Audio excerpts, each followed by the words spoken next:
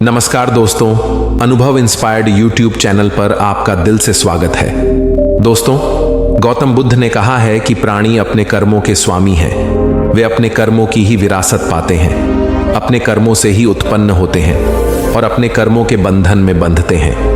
उनके कर्म ही उनके शरणदाता हैं। कर्म जैसे शुभ और अशुभ होंगे, परिणाम भी वैसे ही शुभ और अशुभ होंगे और उनके अनुसार ही भोगना पड़ेगा।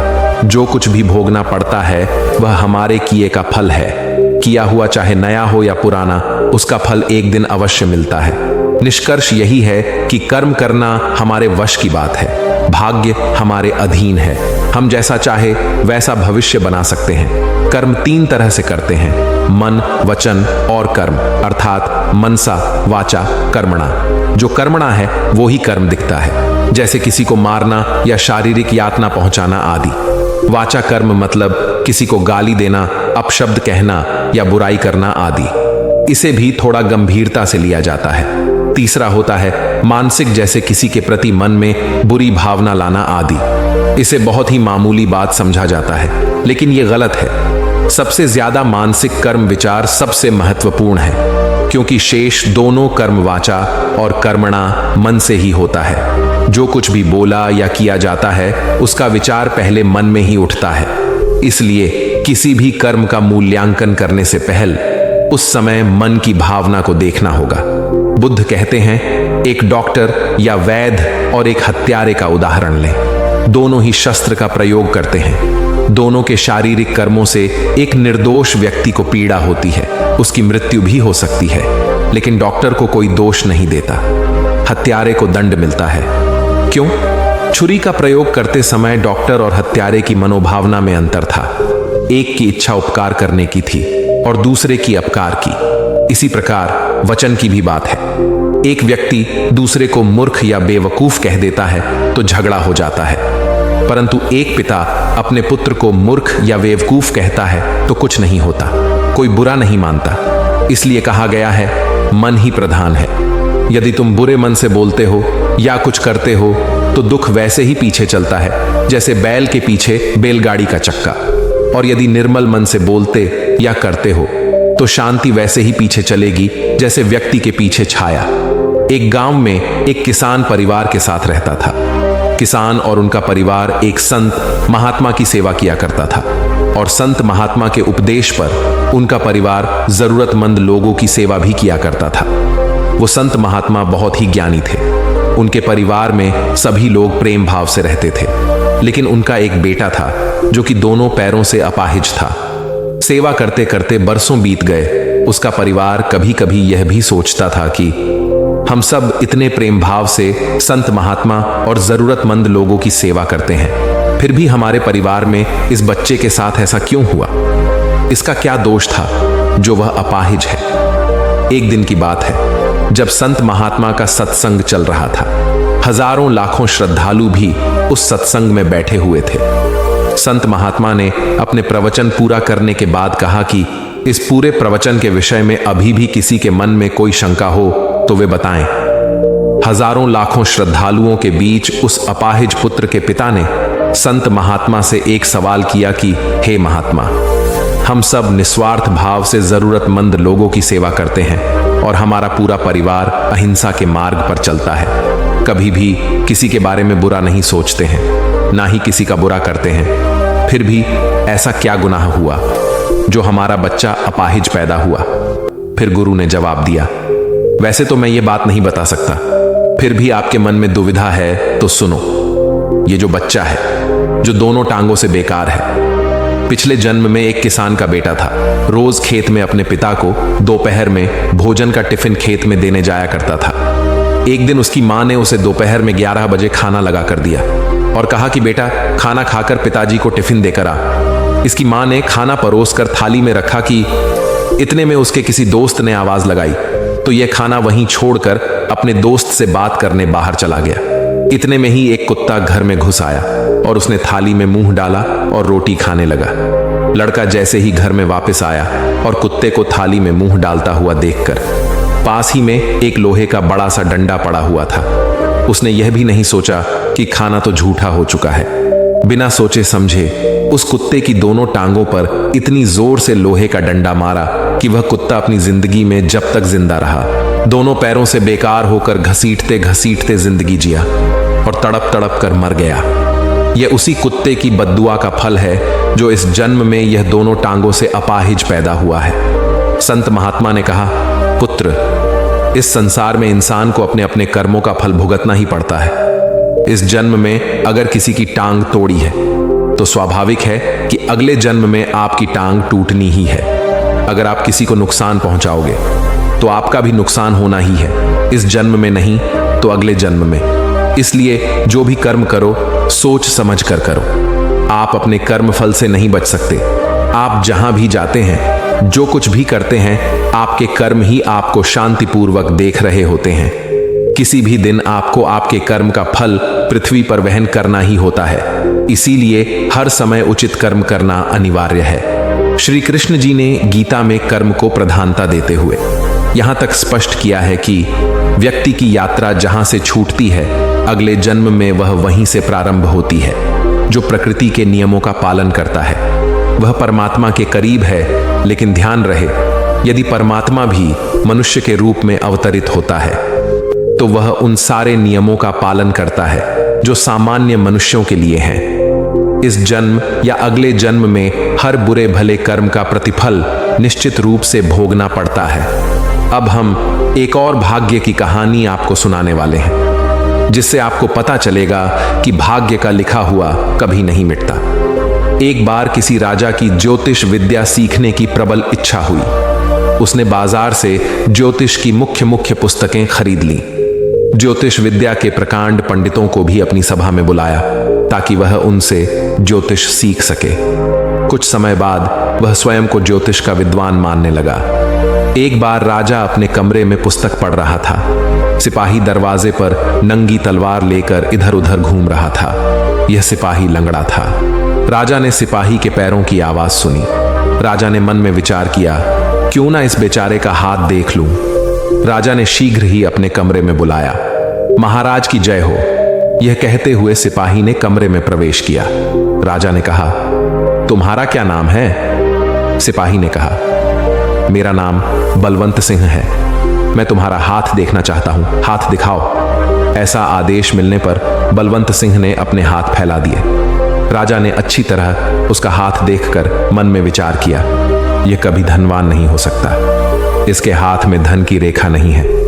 मैं इसको धनवान क्यों न बना दूं। राजा चाहे तो निर्धन के भाग्य को भी बदल सकता है। ऐसा सोचकर उसने बलवंत सिंह के हाथ में एक पत्र देकर कहा, इस पत्र को रामपुरा महाराज के पास पहुंचाओ। यह सुनकर बलवंत सिंह सीलबंद पत्र को लेकर अपने घर आया और उदास होकर विचार करने लगा, राजा के पास अनेक सिपाही हैं, वह मुझ जैसे लंगड़े को वहां क्यों भेज रहा है। वहां उसके बचपन का मित्र रामू भी बैठा था। उसने कहा, तुम उदास क्यों हो? बलवंत सिंह ने संपूर्ण बात उसे बताई। रामू ने कहा, ठहरो, मैं इस पत्र को राजा के पास पहुंचा दूंगा। रामू ने शीघ्र ही हाथ पैर धोए, वस्त्र पहने और पत्र को लेकर रामपुर की ओर चल पड़ा। पत्र पढ़कर राजा ने सिर से पैर तक नौकर को देखा तथा आदरपूर्वक प्रेम से पकवान खिलाए। मन में शंकित होकर रामू ने बड़ी मुश्किल से राजा से पूछा, इस पत्र में क्या लिखा हुआ है जिससे आप मेरा सत्कार कर रहे हैं? राजा ने कहा, आप स्वयं पत्र को पढ़िए। रामू ने पत्र पढ़ा। पत्र में लिखा था, अपनी कन्या से इसका विवाह कर देना, मैं इसे अपने राज्य का चौथा हिस्सा दूंगा। राजा ने प्रसन्न होकर विवाह का प्रबंध किया। एक दिन राजा ने बलवंत सिंह को बुलाकर पूछा, क्या तुमने मेरा पत्र दे दिया था? नौकर ने कहा, लंगड़ा होने की वजह से मैं स्वयं शीघ्रता से चलने में असमर्थ था, अतः मैंने मेरे मित्र रामू को भेजकर पत्र वहां पहुंचा दिया है। राजा को क्रोध आया, किंतु वह कुछ न बोला। दूसरे दिन राजा ने तरबूज के अंदर रत्नाभूषण डालकर बलवंत सिंह को दिए। जब यह रास्ते में जा रहा था तो किसी ने पूछा, क्या आप इस तरबूज को 2 रुपयों में बेचना चाहते हैं? वह लोभ में आ गया और फल बेचकर अपने घर चला गया। 2 दिन बाद उस लंगड़े सैनिक का दोस्त रामू अपनी पत्नी को लेकर राजभवन आया। राजा ने उसे राज्य का चौथा भाग दिया। जिसके हाथ उसने तरबूज बेचा था उसने भी विशाल भवन बना लिया था। बलवंत सिंह ने विचार किया, यह सब मेरी मूर्खता का फल है, क्योंकि मैंने राजा की भावना को नहीं समझा। यदि राजा मुझे फिर अवसर देगा तो इसका पूरा पूरा लाभ उठाऊंगा। कुछ दिनों बाद राजा ने बलवंत सिंह को बुलाकर कहा, यह पत्र सेनापति को दे आओ। बलवंत सिंह प्रसन्न होता हुआ सेनापति के पास आया। उसने विचार किया कि इस पत्र में कोई लाभदायक संदेश होगा, किंतु उसका अनुमान झूठा निकला। पत्र पढ़ते ही सेनापति ने बलवंत सिंह को जेल में डाल दिया जाए और इसकी संपत्ति भी जब्त कर ली जाए। दोस्तों, इस कहानी से हमें शिक्षा मिलती है कि उस दिन राजा ने निश्चय किया कि मनुष्य की भाग्य की रेखा नहीं बदली जा सकती है जब तक वह इंसान खुद ना चाहे, या फिर जो कुछ भी परिवर्तन है वह ईश्वर के अधीन है। एक बार 4 पुरुष पैदल ही विदेश यात्रा के लिए निकले। उनमें एक ब्राह्मण, दूसरा क्षत्रिय, तीसरा व्यापारी और चौथा नाई था। वे चारों घूमते घूमते बहुत दूर निकल गए। भूख लगने पर उन्होंने विचार किया, हम लोग भोजन भी नहीं लाए हैं। कुछ समय बाद वे चलते हुए चने के खेत के पास आ पहुंचे। खेत का मालिक उस समय वहां नहीं था। वे बंदरों की तरह उन चनों को खाने लगे। कुछ समय बाद किसान खेत को देखने के लिए आया। किसान को देखकर उन्होंने विचार किया, यह बेचारा हमारा क्या कर सकेगा। किसान पहले तो कुछ नहीं बोला। कुछ समय बाद कहने लगा, सज्जनों, आप कौन हैं? पंडित ने अभिमान पूर्वक कहा, मेरा नाम ब्रह्मदत्त पांडे है। क्षत्रिय ने कहा, मैं विक्रम सिंह हूं। व्यापारी ने कहा, मैं लाला धनिकमल हूं। नाई ने कहा, मेरा नाम रामदास। चने के चोरों का परिचय पाकर किसान ने सर्वप्रथम पंडित के चरण स्पर्श करके कहा, हमारे पूर्वजों के पुण्य से आज आप यहां आए हैं। आप छाया में बैठकर इच्छानुसार चने खाइए। पंडित ने ऐसा ही किया। बाद में किसान क्षत्रिय के पास आकर कहने लगा, हे राजन, यह पृथ्वी आपकी ही है। आप भी वृक्ष की छाया में बैठकर इच्छानुसार चने खाइए। किसान की भक्ति से क्षत्रिय भी प्रसन्न होकर वृक्ष की छाया में बैठकर चने खाने लगा। इसके बाद किसान व्यापारी के पास आया और कहने लगा, हे व्यापारी, आप भी वृक्ष की छाया में बैठ जाइए, मैं आपके लिए चने लाऊंगा। अपनी प्रशंसा से प्रसन्न होकर व्यापारी भी वहां बैठकर चने खाने लगा। अब नाई विचार कर रहा था, यह किसान मेरा भी आदर सत्कार करेगा। किंतु किसान नाई के पास आया और नाई के केशों को पकड़कर कहने लगा, अरे नीच, तू कौन है? मेरे खेत में कैसे घुस गया? ऐसा कहकर उसे मारने लगा। एक भी व्यक्ति उसकी सहायता के लिए नहीं आया। इसके बाद किसान व्यापारी के पास आया और उसे भी यह कहते हुए मारने लगा, क्यों रे व्यापारी, तू कैसे चने खाने लग गया? तू पैसे लेकर हमें चीजें देता है। ऐसा कहकर किसान ने उसको भी मारा पीटा।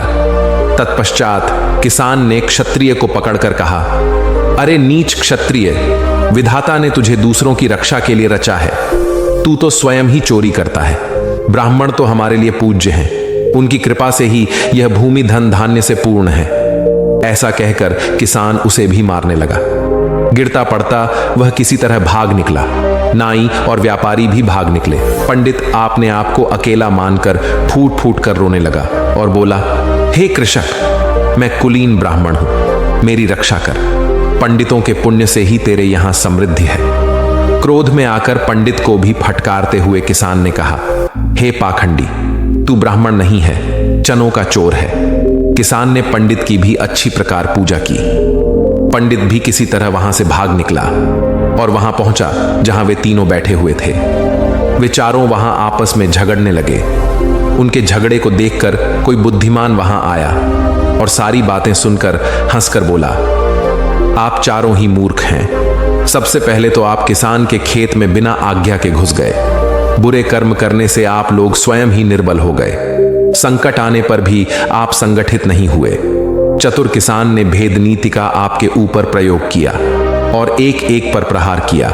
चारों ही बुरे कर्म का फल पाकर अपने घर लौटे। यह सत्य है कि सदाचारी किसान ने विजय प्राप्त की। हमें चोरी जैसे बुरे कर्म नहीं करने चाहिए, क्योंकि बुरे कर्म करने से बुरा ही फल मिलता है, तथा हमें मुसीबत आने पर एक दूसरे का साथ देना चाहिए, क्योंकि संगठन में ही शक्ति होती है। दोस्तों, जो व्यक्ति अपने जीवन को मानवता की सेवा में समर्पित कर दे, वही सच्चा सेवक है।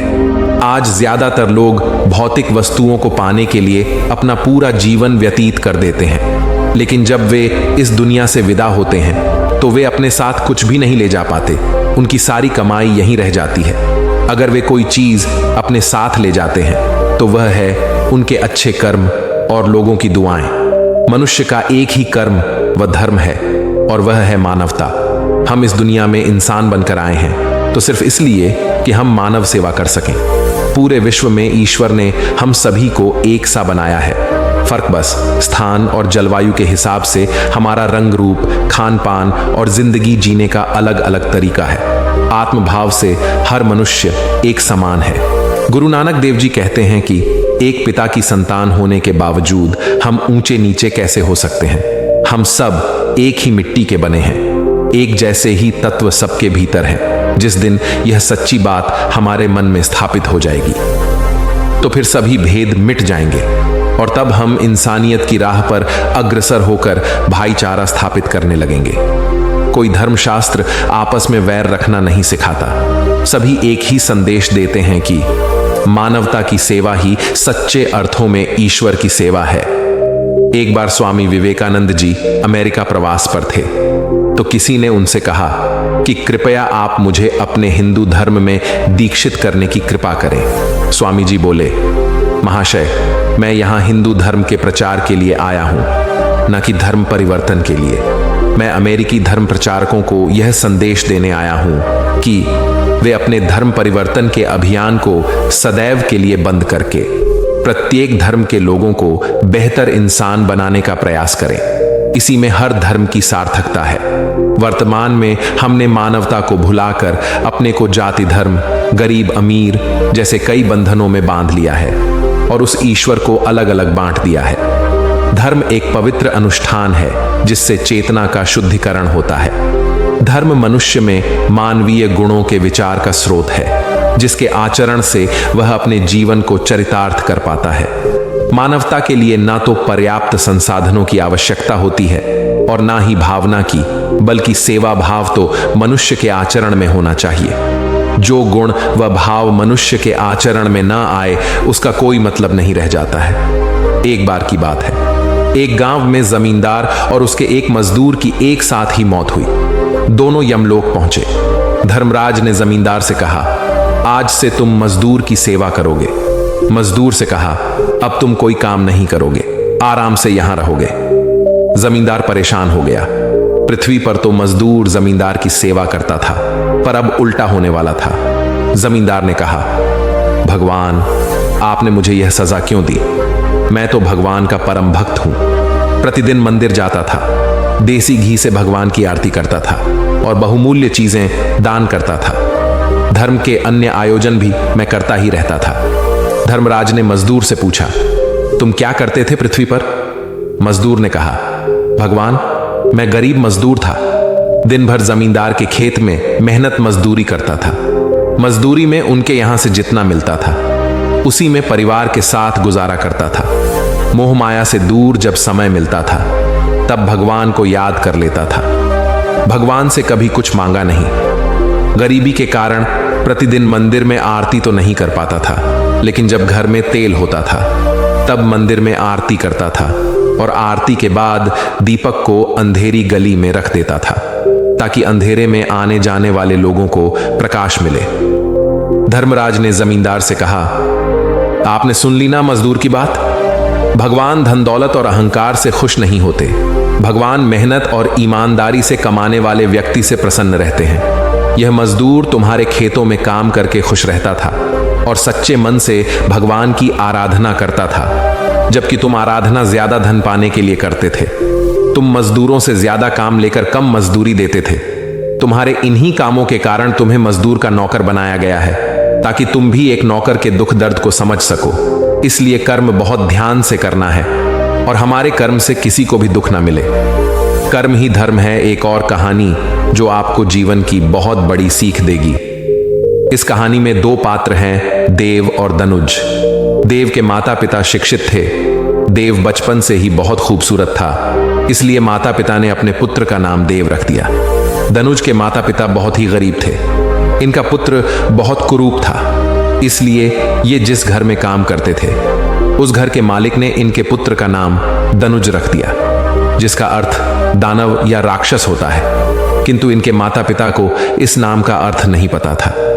इस कहानी का प्रारंभ एक कार्यालय से होता है और अंत भी उसी कार्यालय में होता है। कार्यालय में देव ऑफिसर का काम करता है और दनुज चपरासी का कार्य करता है। देव चरित्र से अहंकारी है और नास्तिक भी, किंतु अपने मुंह पर मुखौटा पहने रहता है। लोगों को दिखाता है कि आस्तिक है और ईश्वर पर बहुत आस्था रखता है। दूसरी तरफ दनुज बहुत ही मेहनती, तर्कशील और शिक्षित है, किंतु परिस्थितियां ऐसी हैं कि उसको चपरासी का कार्य करना पड़ता है। देव दनुज से जलता था क्योंकि वह उतना तर्कशील नहीं है, इसलिए वह दनुज को छोटी सी गलती करने पर भी बहुत डांटता और अन्य कर्मचारियों के सामने बेइज्जत करता रहता था। देव दनुज से अपने घर का कार्य भी करवाता था, किंतु दनुज चुपचाप सब सहता रहता था। दनुज ने उसी कार्यालय में क्लर्क के लिए आवेदन किया हुआ था और परीक्षा के लिए तैयारी भी की हुई थी, इसलिए उसकी मेहनत रंग लाई और वह उसी कार्यालय में क्लर्क बन गया। देव अभी भी दनुज से चपरासी की तरह व्यवहार करता था और दिन प्रतिदिन उसकी प्रताड़ना बढ़ती गई। क्लर्क बनने के बाद दनुज की शादी हो गई और उसको एक बेटा हुआ। दनुज ने अपने जीवन में बहुत संघर्ष किया और विपरीत परिस्थितियां देखी थीं, इसलिए वह चाहता था कि उसका बेटा यह सब ना देखे। दनुज ने अपने बेटे का दाखिला उसी स्कूल में करवा दिया जिस स्कूल में देव का बेटा पढ़ता था। इससे देव के ताने बढ़ते गए और देव का बेटा भी स्कूल में दनुज के बेटे को तंग करने लगा। समय बीतता गया, देव कार्यालय से रिटायर हो गया और दनुज उसी कार्यालय में ऑफिसर बन गया। कहते हैं ईश्वर की लाठी जब पड़ती है तो उसकी आवाज नहीं होती। देव के कर्मों का असर उसके बेटे के भविष्य पर पड़ा और वह निकम्मा बन गया।